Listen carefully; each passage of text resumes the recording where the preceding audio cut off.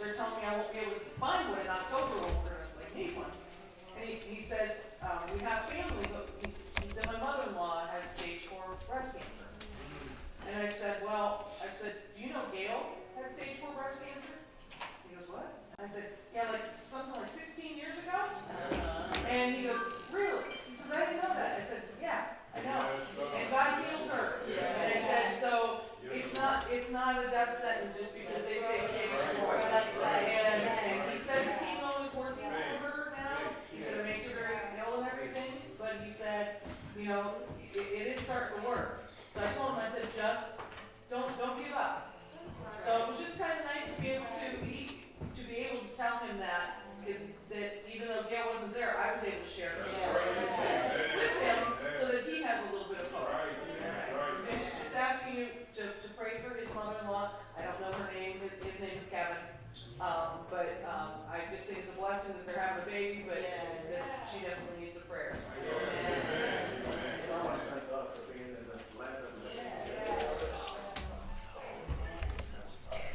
I've heard years ago that you're nothing for family glory, but you also glory to God. Thank God for the Spirit. Thank God for what He's doing thus far this year, 2020. Thank God for opening up our vision. See the hard times. Those circumstances may not change, but it's something about the goodness of the Lord, how He can just take you through and He can take you above it. Amen. Those circumstances. I thank God for what He's doing for my wife. Usually I'm babysitting. I call it babysitting when it's watching my wife. And if the Lord doesn't do it, it can't be done. Thank God for the prophecy on her life and that no more AFibs. Amen. You all heard it. And now my wife does all she complains now about is making sure that we have the remote control. and those things that are going on in our house. Yes.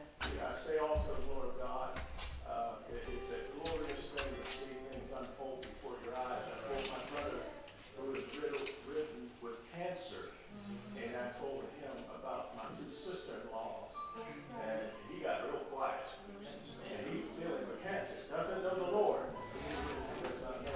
I told him about what is going on in this church on the hill. Amen. But God is doing it. He's fixing it. And we still have some things to go through. Amen. God has equipped us to be able to discern and go through the challenge. I thank God for being here tonight. And, just like I said, I was concerned about the process that my wife had to go through. But, I'm still learning from some other things. I told you about it recently, that no matter how many scriptures I knew about prayer, I just learned recently just how to really pray.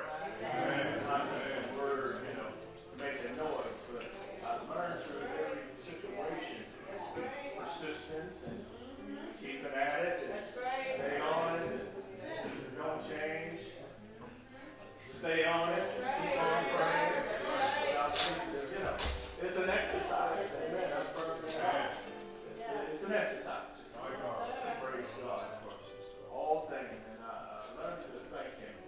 I'm excited about tonight. And I did some reading about the subject tonight. And I'm really expecting God to be blessed. Because,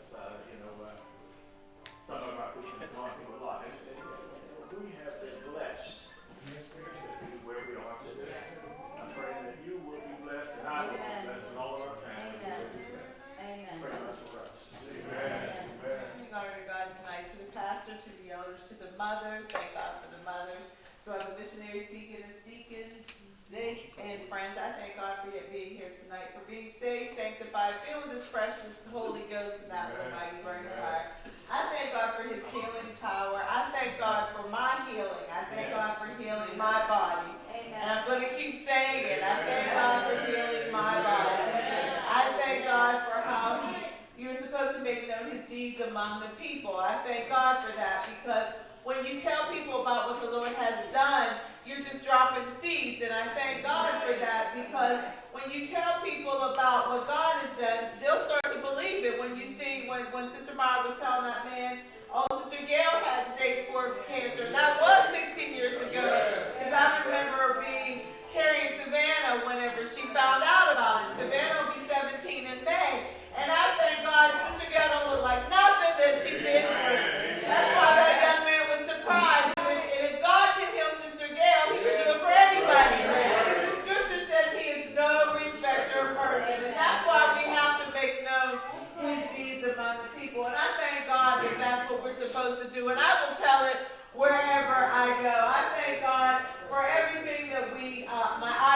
and my ears have heard on this past weekend.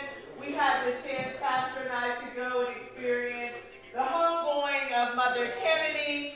What a blessing that was. What a great woman of God that she was. How she served just tirelessly, just served on the mission field.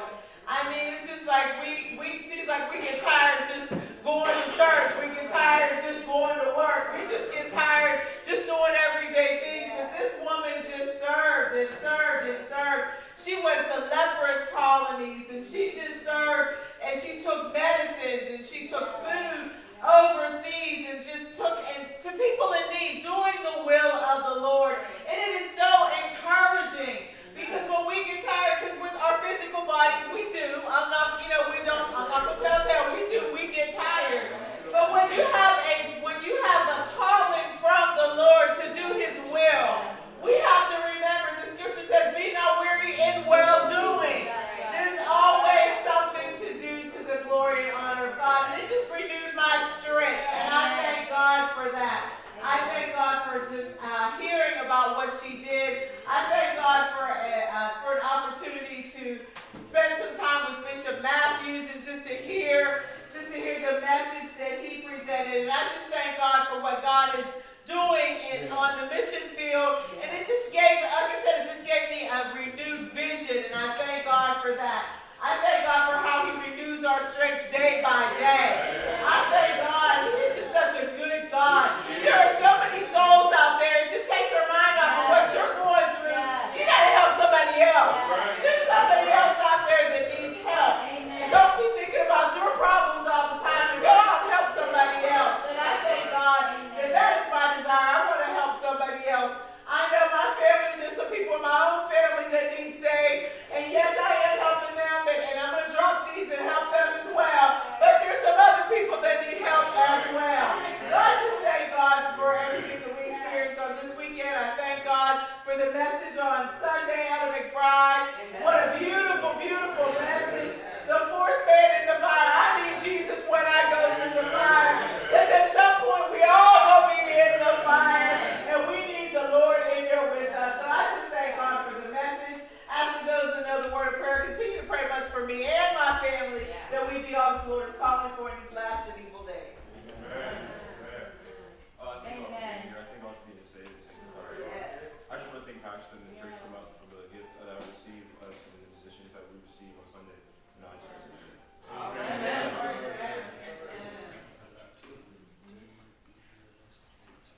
Well, if there be no more testimonies, we'll turn this part of the service in the hands of our pastor. Can you receive him by saying amen? Amen. I won't go back.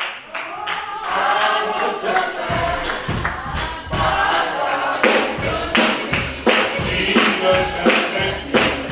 Oh, Lord, I won't go back. I won't go back. I won't go back.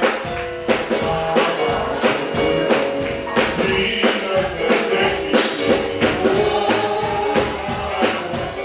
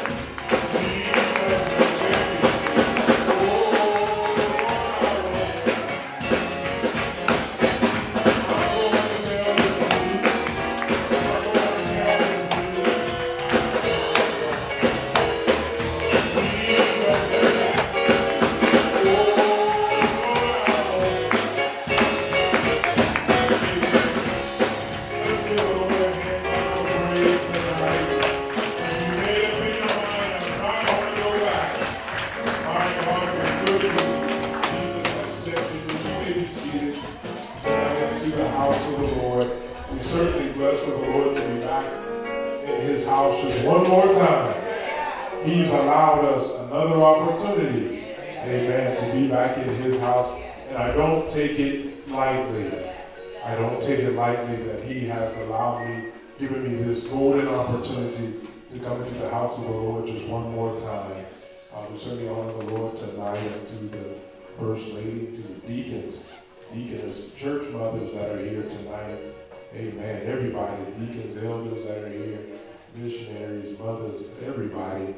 God bless you on tonight. Glad we're able to have service on tonight. As we were watching the weather, making sure that we would be able to be out on tonight. Amen. I was excited about Deacon's night tonight. Deacon Gibson has something very dear in store for us on tonight for our young people. Amen. I believe that we were speaking some time ago a message that I had spoke to the graduating class of 2019. I believe it was 2019. Yeah. That you did not get here alone. You didn't do this by yourself. And I certainly thank God that I did not do any of this by myself. And if you would be truthful with yourself, you didn't do what you did by yourself. I certainly thank God it was by the grace of God that we are not consumed. I'm thankful that we are celebrating. We are in Black History Month, and we are celebrating every Sunday. We're doing something and doing readings, and I'm just excited about what God is doing here at our church. Anytime you look and see, I have been watching. Who all here got cable TV? All right, okay. That's mostly everybody. I have just been intrigued with Xfinity on cable TV. The Xfinity has a special channel to where they're running special shows, I believe, for just this month of February. I have been watching, I watched 2 of them, and I'm going to watch them again because they were just so good to me. You need to watch them. You need to watch them. I think one is considered And Still We Rise. And it's dealing with the HBCU colleges and the AME churches that were very instrumental. The other one I watched was with Dr. King. I can't remember the name of it right offhand, but oh my, I'm just in my glory.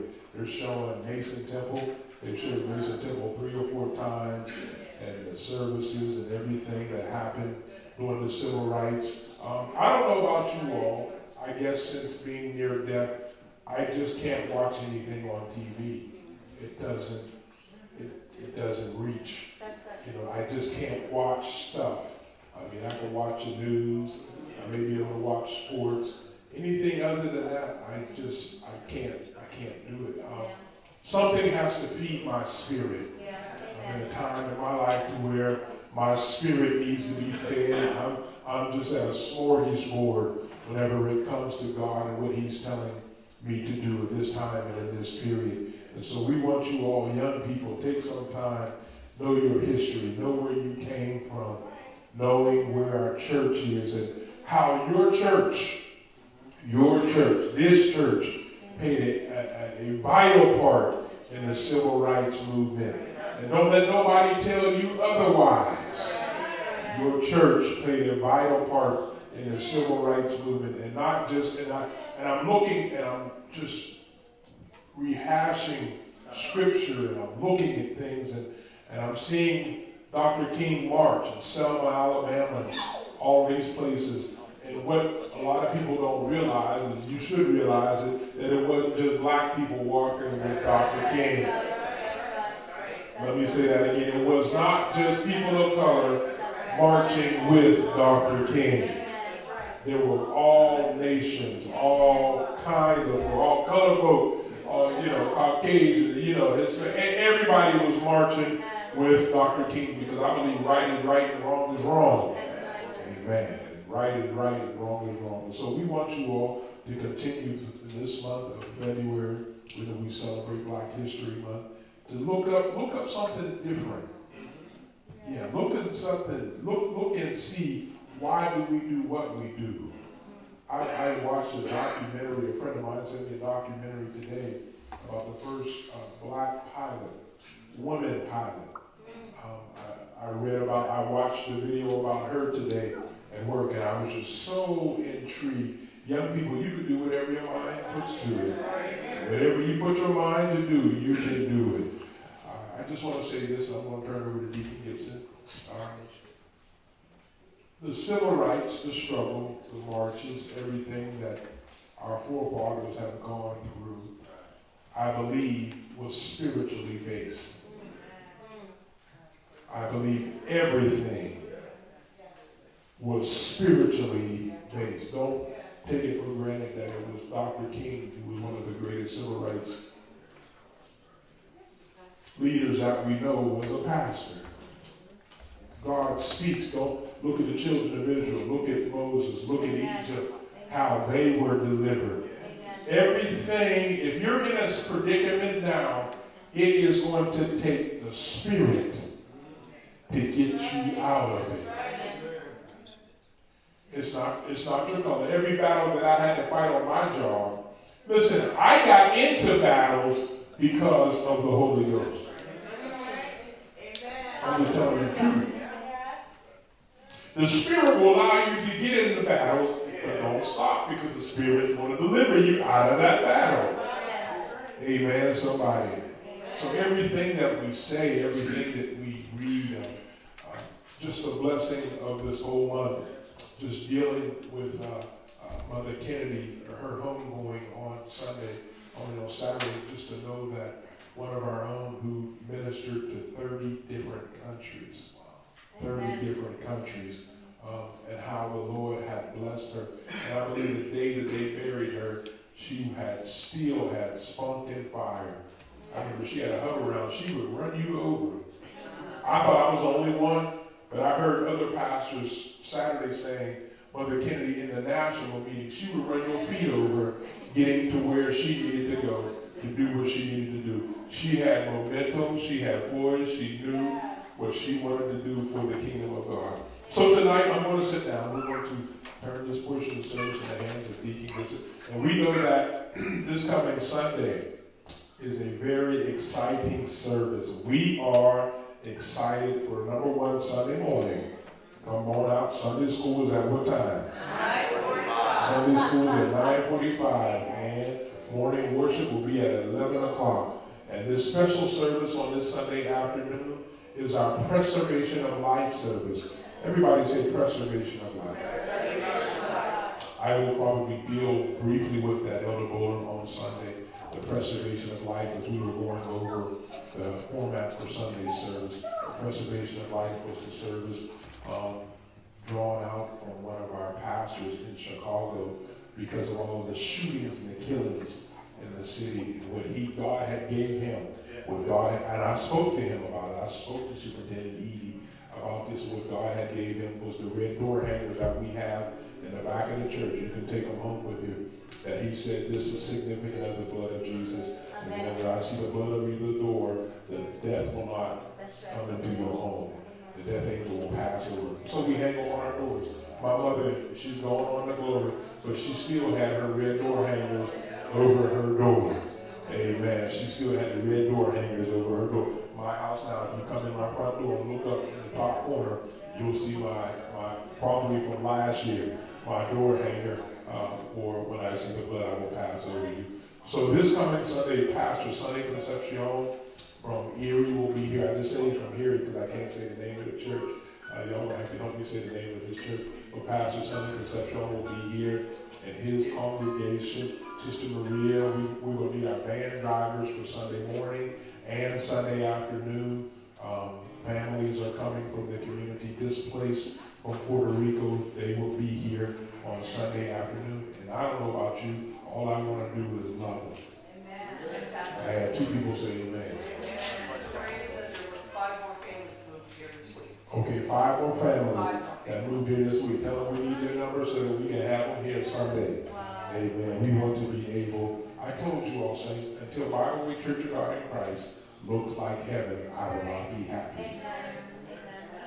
Until this church looks like heaven, I will not be happy. I will not be happy until we both like him. Amen. God bless you tonight. We're going to sit down and we're going to allow Deacon Gibson. I know that he's excited. I know he's excited and fired up. Brother Howard got him a book and everything, so we know that he's ready to go. So we want you all to sit tenderly. Young people, young people, young people, young people. Take notes. Listen. Listen to what you're about to hear coming from these men. Amen. How God has blessed them. Everything that we have, everything that we enjoy, somebody sacrificed for. Somebody sacrificed for. Everything in my house, I had to work and pay for it. Amen. I try my best to take care of what God has allowed us. I try to let that car run as long as it can. Amen. I do. I try to make everything that God has given us, we try to make it last. I've learned to appreciate the value of things. I've learned to appreciate the value of us. You will become a different person whenever you value your brothers and your sisters and you value your family for what God has given them unto you. Amen. God bless you. I'm not going to say anymore. Come on, Deacon Gibson. Let's say amen for Deacon Ronald Dean Gibson as he comes. Amen. On tonight.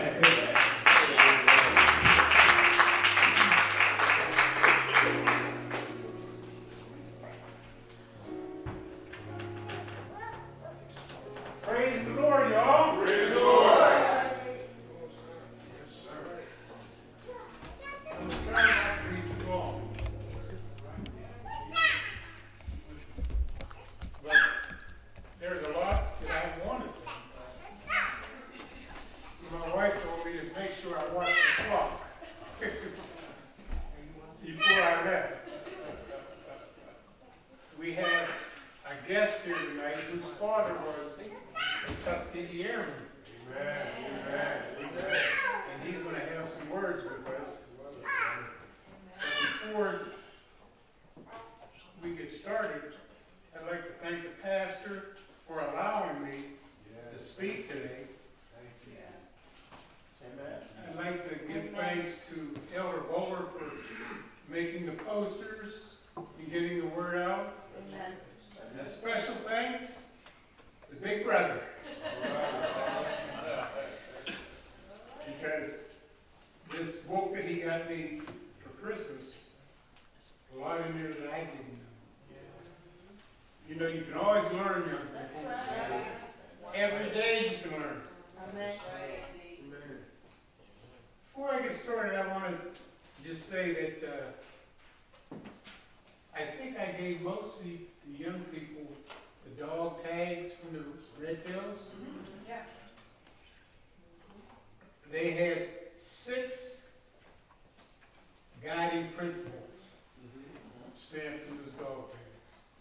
Aim high, believe in yourself, never quit, be ready to go, use your brain, expect to win. I want to add one more to that. Pray. Amen. Because you can't do none of that unless you pray. Amen. I thought the pastor was going to get into part of my thing today.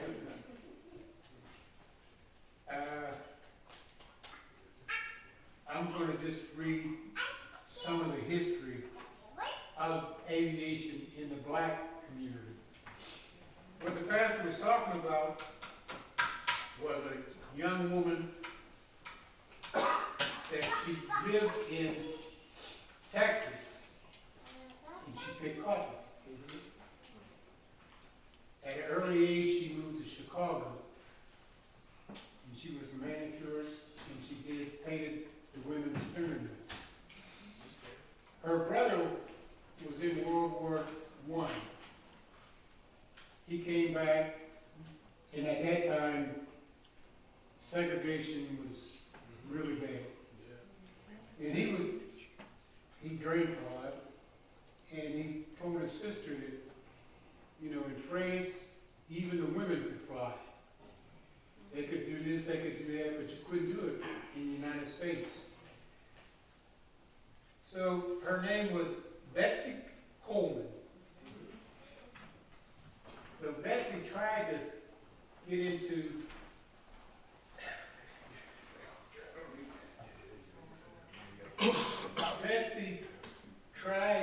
into a flying school, learn how to fly. Nobody would accept her because she was black.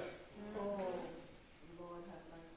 So after all this tormenting her brother did to her, she went to France. She was the first black aid leader. Got her license, got back to the States, and they didn't allow blacks to do anything as far as flying. So what she did, I don't know if you can look this up on your phone. She went, got an old plane, and did a lot of barnstorming. And she would fly into churches, things like that, and explain to the young black people what they could do and how they could move up. Amen. One day she got in the plane just for a test flight, and the wrenches jammed her controls. The plane turned upside down. In the test flight, she didn't have a parachute, wasn't strapped in. Plane turned upside down and she fell 500 feet. Oh, Lord. Dead on impact. Oh, Father. But because of what she did, other people, pilots, finally black pilots, that is, remember her. She was buried in Chicago, but they didn't put on her gravestone anything about her. But the pilots knew where she was at. They used to fly over and drop flowers on her gravesite. So that's how we got into aviation. I remember when I was a young man, I loved airplanes. And my favorite was a P-51. That's what the Tuskegee Airmen flew. P-51Cs. That was a bad aircraft. I did not know what they had to go through to get to that. But in 1941, I believe it was, the Army decided they were going to start an all-black pursuit outfit. They didn't call them fighters back then, they called them pursuit aircraft. So, the man I'm going to talk about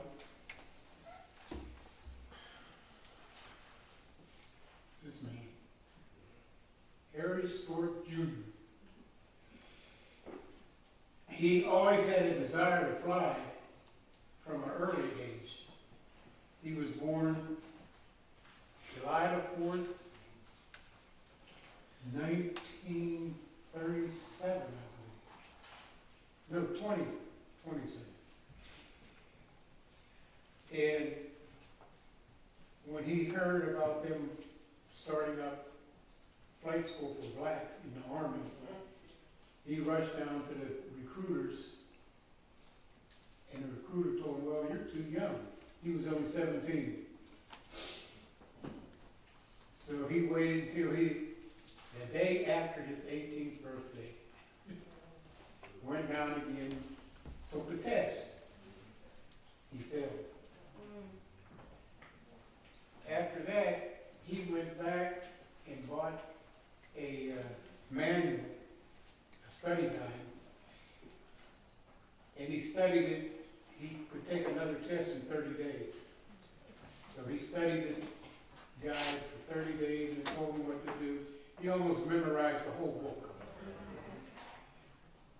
And it told him that he should drink a glass of milk before he went to bed. Get up in the morning and take a hot shower. So he did this, He went back, took the test again, and he passed. So he wanted to be able to fly, but he wasn't able to do that at that time. And after he was 18, he didn't know whether he was going to get inducted into the Army or not, but if he got inducted into the Army, he would probably end up in the infantry. So he waited. May the 20th of that year, he got a letter telling him to report to this field for training.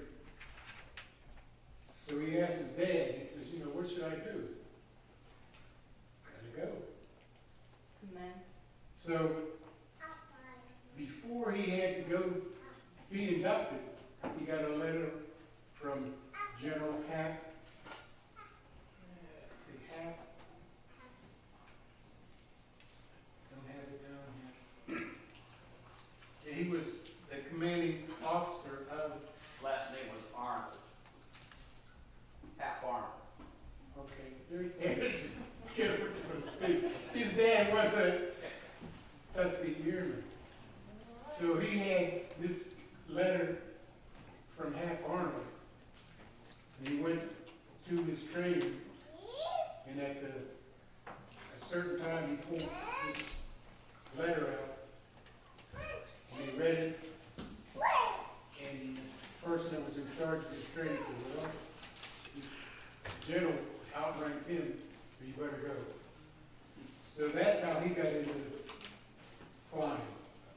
And at this time I'm going to ask Robert Wilkins to come forward and tell us a little bit about his father, who was a Tuskegee Airman.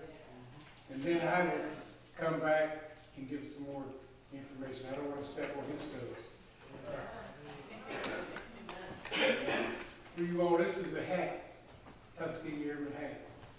And every outfit that they were in is on the hat. Robert Wilkins. I'm Deacon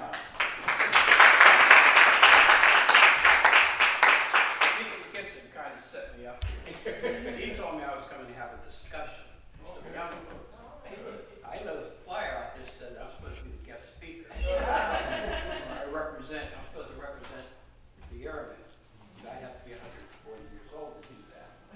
Now, I'm sure I'm loud enough for you to hear me. I don't like microphones.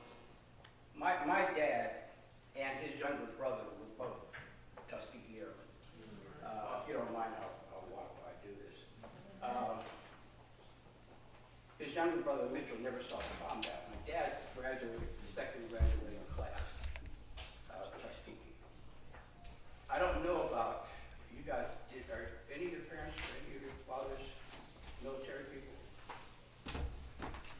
Did your father talk to you about his experience? Not much. See, and that's the problem. These guys are real heroes. And unfortunately, none of you all knew about this till the movie came out. Well, most of you didn't know about it until the movie came out. I'm the son and a nephew. I'm the son of a real hero. Didn't know it till about 20 years ago. Wow. It's pretty sad. And that's, I'll tell you, about 3 months ago I went to Africa. My daughter should be standing up here because my dad talked more to her about his experiences than he ever talked to me. Now we did get to talk some. Interesting. I respected my father, but he never got the true respect he should have got from me because I'm a military person. Deacon Gibson's a military person. And I want to tell you folks, you've never experienced combat. I hope you never do. Again, Deacon Gibson and I had the honor of being in Southeast Asia too long. There's nothing more frightening. Nothing more frightening. Think of the time you were most scared in your life, multiply that by 5. Am I right? And you'll be close. These guys, as a matter of fact, my father flew in Italy. When they first got to Italy, they weren't in P-51 Mustangs. They had P-40s. Let me tell Indianapolis 500 and driving an old Ford. 5,000 feet, you're expected to go up there with people shooting at you. Yeah. So, like I said, I'm 70, I'll be 77 years old in a couple of weeks. God bless And you. I am sad God bless you. that my father and I couldn't have these conversations. Like I said, I respected the man, but he never got to respecting me. 3 months ago, my daughter Cheryl invited me to Akron. She has a thing called Purse with a Purpose, where she gives young black women ready to get into the work world purses, because I guess folks don't carry purses that much anymore.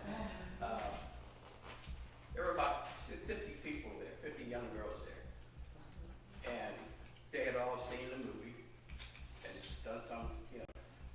And what I said is I'd like to have a discussion, a brief discussion with you folks about Tuskegee. 4 hours later, we were still discussing. I mean, they were that interested.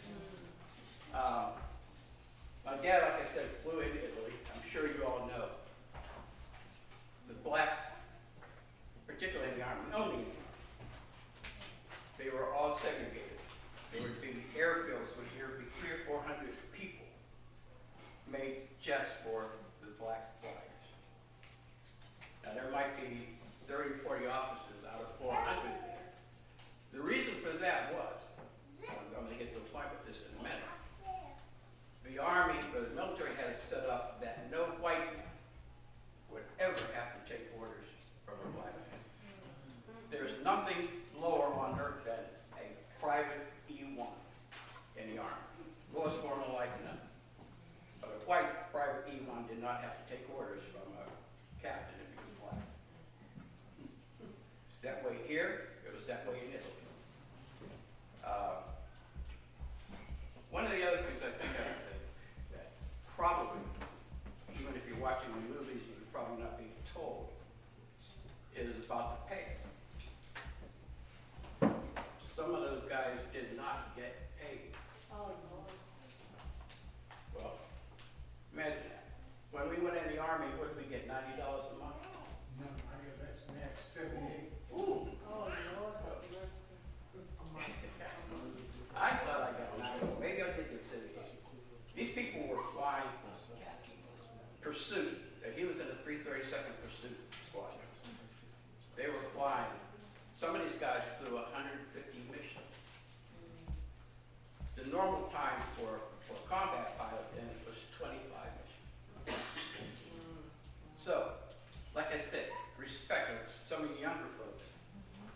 The reason I go into that whole respect thing is I learned the hard way about talking to my parents and finding out who they were. I mean, my dad was a hero. You know, the whole respect thing, I think, needs to be discussed. I'm sure you all do it here in the church, but there's probably not enough of it. People like my father's name was Jesse Lawrence Wilkins. He lived here in Newcastle, who was a little taller than me, would talk to everybody. And I talked to all these people that knew him, and they don't know that he was a Tuskegee Airman. One last thing I want to tell you. 10 years after the war, 1955, I should have brought it, but I had to get it for my daughter. My father received a document from the Department of the Army.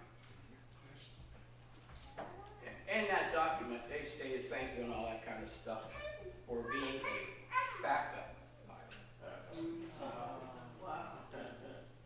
Wow. Backup pilot.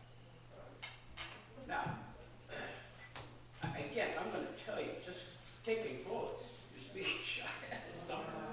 And these guys, put their lives on the line. They didn't. Some of them didn't get paid. I'm sure some of them did. In a foreign country, still segregated. And the Department of the Army had the nerve. I have it. It's in a frame. They call that man a backup pilot. Yeah.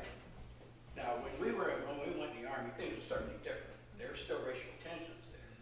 But I can't imagine what all these guys, the first graduating class, I think, was about 60 people. I can't imagine what the first was 5 people, and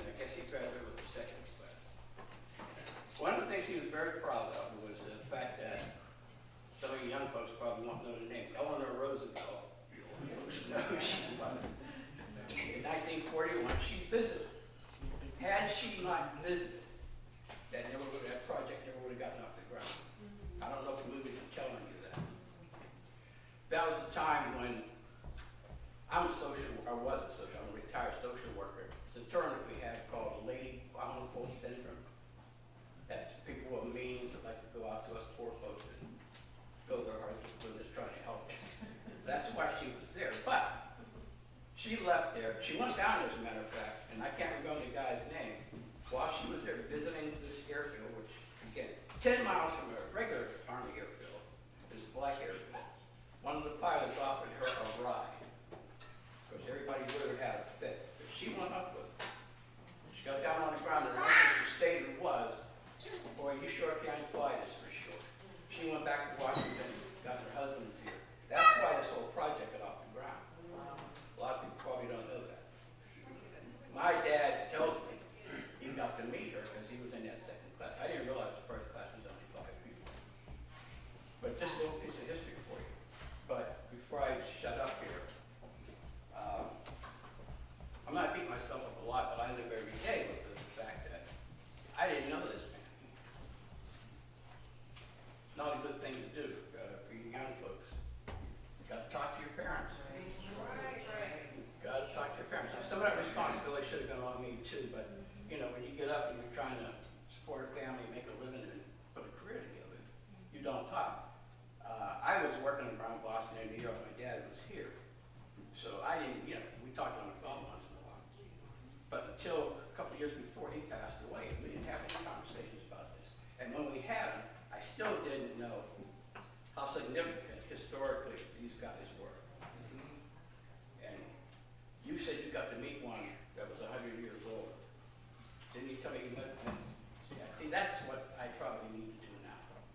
What we all probably need to do. But anyway, that's my story. Like I said, I like my dad. I thought he was a great man. But once I got this information, I had a better idea how great a man he really was. If you get a chance to read or see something, not necessarily the Hollywood movie, do it, please. Please do it. And all you young people, again, if you have people that are in the military, your fathers, talk to them. Please talk to them. Can I ask something You now? sure can. Do you talk to your children about what you went through? You know what? I do talk. But for some reason, I talk more to my grandchildren. I'm not sure why that is. And you said your dad talked to his granddaughter. Yeah, my granddaughter should have been here, my daughter should have been here, because they know more about the experiences than I do. Now, is that something that's common? Yes. Yeah, he said his dad did the same. That's interesting. Did Ron talk to you? So, when I wonder why they something did. we noticed though, I was doing a job for a kitchen job for these people, and this guy was also a Vietnam vet. And he was asking me, I told my dad he was a Vietnam vet, and asked him different questions, and I noticed it's like some of the different movies are out. About, Army movies, war movies, Vietnam and stuff like that. Things like that were around, my dad would just get real quiet.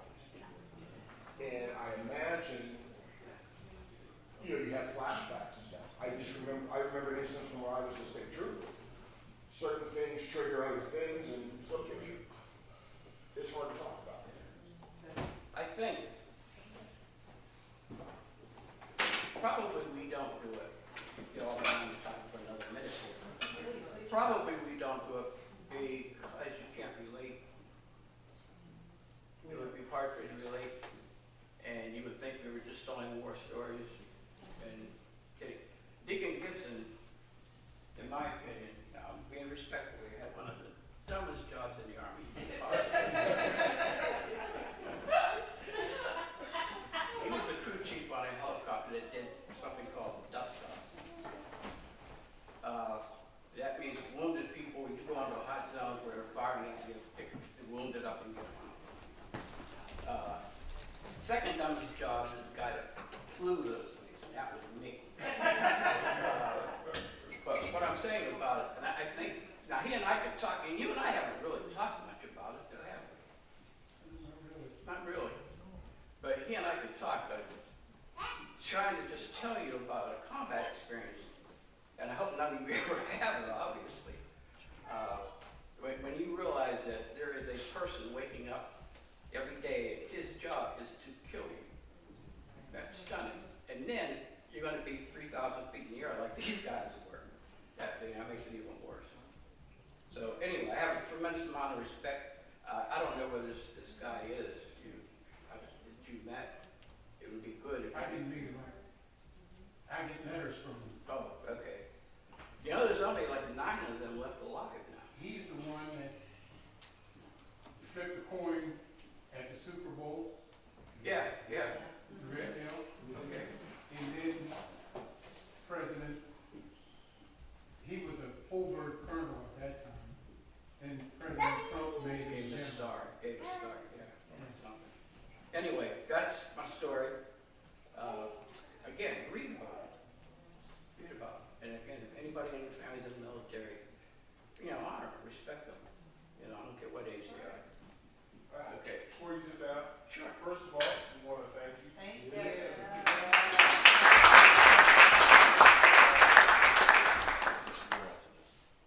Our sons and our daughters need to hear why they have the freedoms that they have.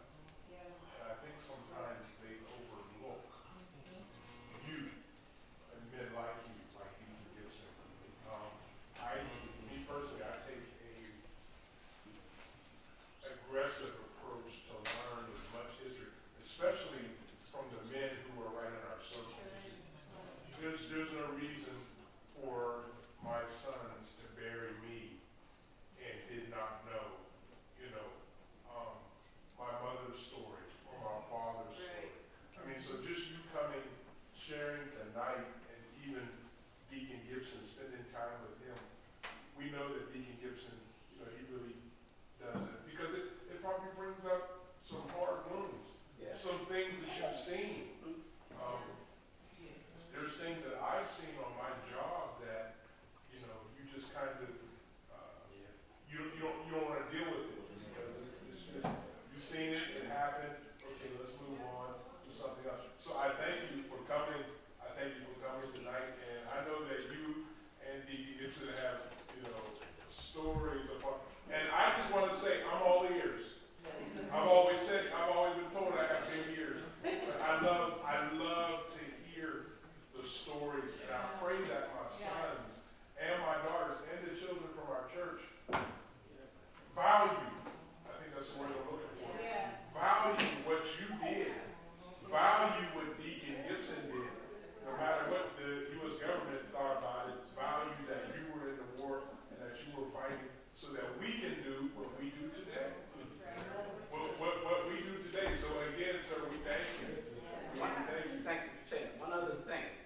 We were talking about Dr. King and Fannie Lou Hamer and all those people that came before us. But integration in this country initially was started by these gentlemen. Harry Truman integrated the military.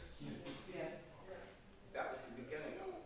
So, so just be aware of that. Thank you. Thank you.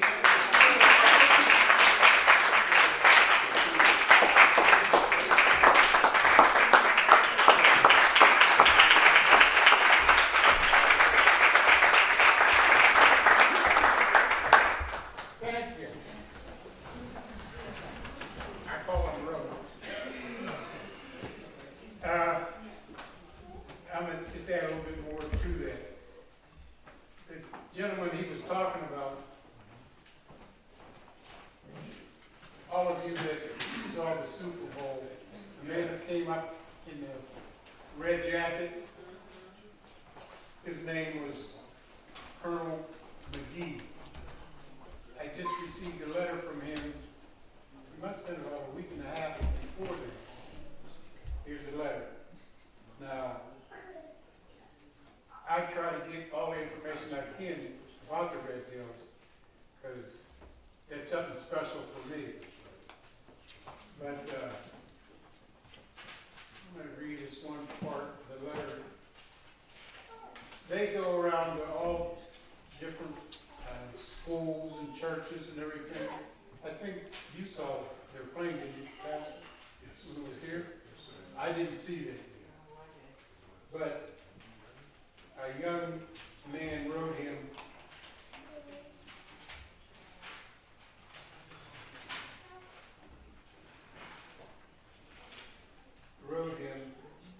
and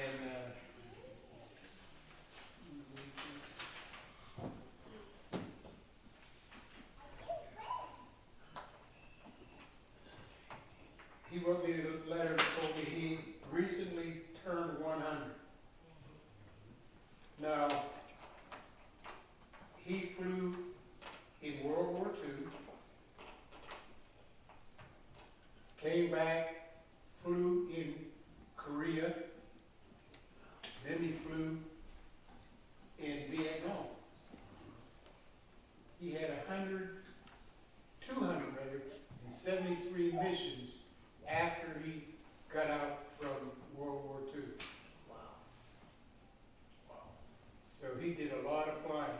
I don't know how many flights he had, missions he had, because some of those were like 2.5 hours, because they fitted their aircraft with drop tanks so they could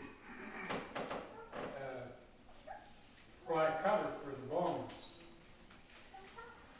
But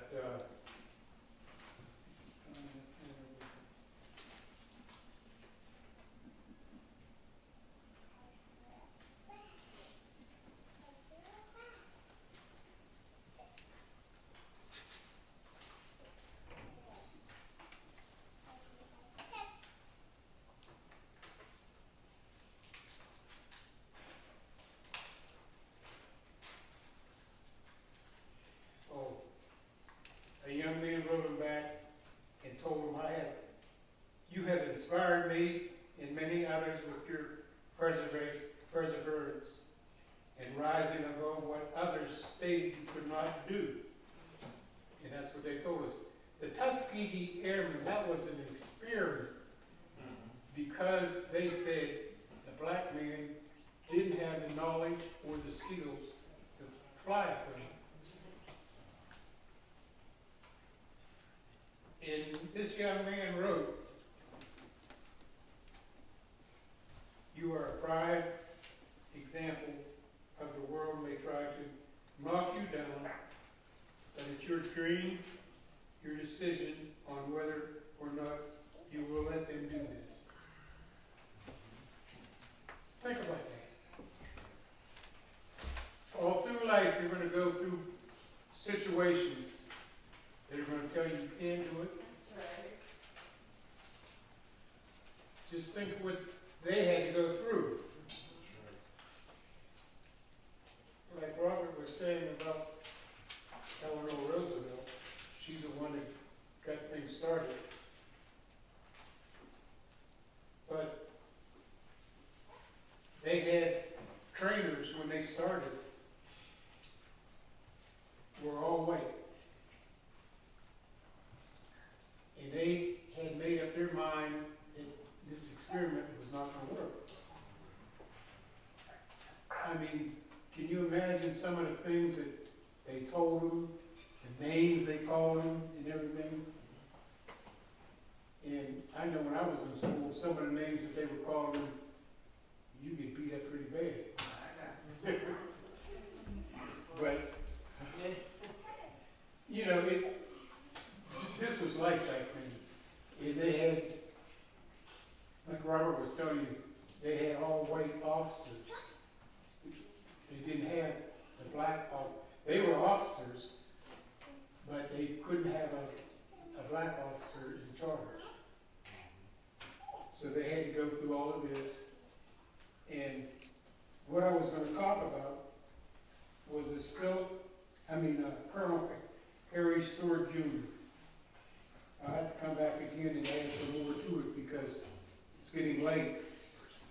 But one of the things I'd like to say before I sit down, when the war was over and they were being shipped back to the United States,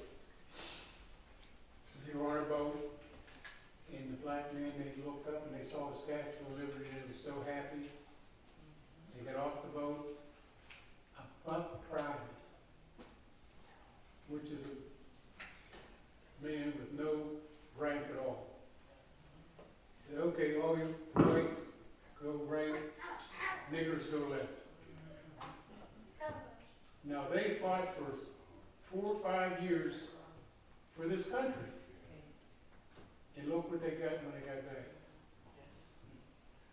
I can remember when I got back, my wife can tell you, we couldn't find a home.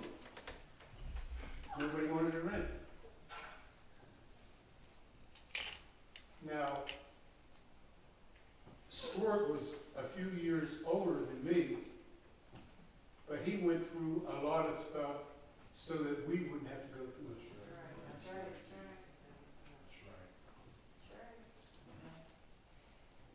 And let me tell you, it was hard. A lot of times you had to bite your tongue because we weren't raised like that. And we're being taught now to love everybody. Pray for them. But you can hear our president, some of the things he says.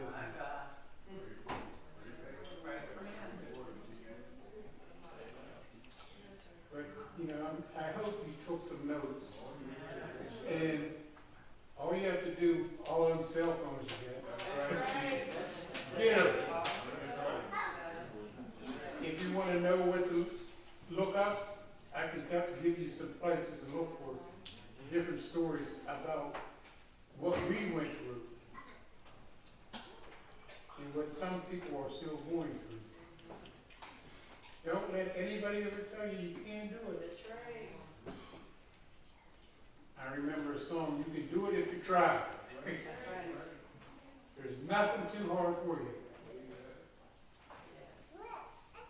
And I want to thank you for this time, and we'll get on to this later and bring some more today. Thank you very much.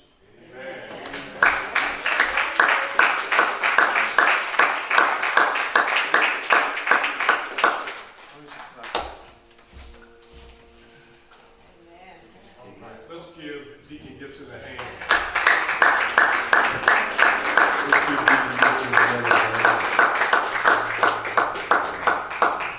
Beautiful. Y'all can just go all night. You know, I'm serious, because I'm the one. The weather's getting bad. Not tonight. I gotta catch it. The weather's getting bad.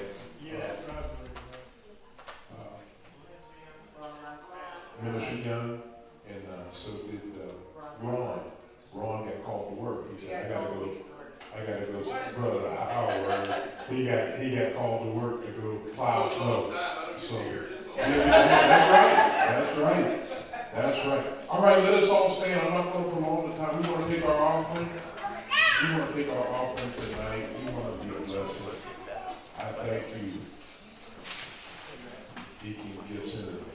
They call him Cutter Road. I thank you for this tonight.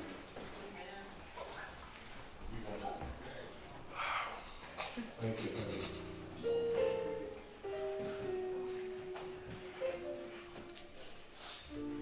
Father, we thank you for the words shared tonight from these two great men that you have allowed us to hear their stories. God, we know, as the Bible says, half the story has not even been told. But God, we thank you for being able to share with us, our young people, to enrich our hearts, Lord, to put the pieces of a puzzle